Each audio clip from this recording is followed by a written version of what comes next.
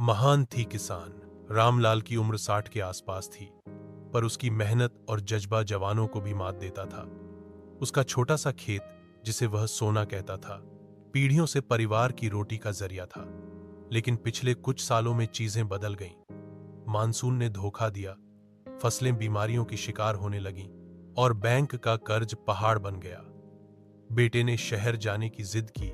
कहा, बाबू, ये खेती अब पेट नहीं पाल सकती। रामलाल का दिल टूट गया, पर हार मानना उसकी फितरत में नहीं था। एक दिन गांव आए कृषि विज्ञान केंद्र के एक अधिकारी ने उसे जैविक खेती, ऑर्गेनिक फार्मिंग के बारे में बताया। रिस्क था, लेकिन रामलाल ने हिम्मत जुटाई। उसने रासायनिक खाद और कीटनाशकों का इस्तेमाल बंद कर दिया। गोबर की खाद, नीम का घोल और दूसरे देसी तरीके अपनाए। शुरुआत में फसल कमजोर लगी। पड़ोसी उसका मजाक उड़ाते। बेटा फोन पर कहता, समय बर्बाद कर रहे हो। पर रामलाल डटा रहा।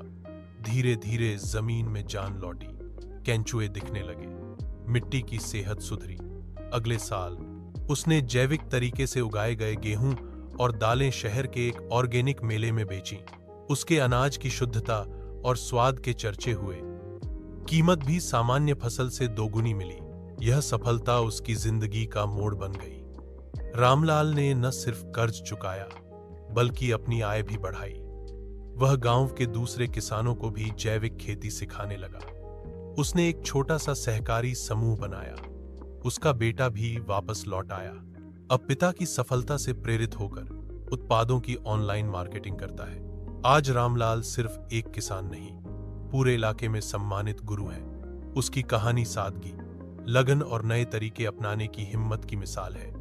वह साबित करता है कि किसान महान होता है, न सिर्फ अन्नदाता बनकर, बल्कि चुनौतियों से लड़कर, बदलाव लाकर और मिट्टी से सोना उपजाने की कला में माहिर होकर। उसकी सफलता का मंत्र सरल था, प्रकृति के साथ तालमेल बिठाओ, वह तुम्हें कभी धोखा नहीं देगी। उसकी मेहनत की रोटी आज ज्यादा स्वादिष्ट और गर्व से भरी होती है।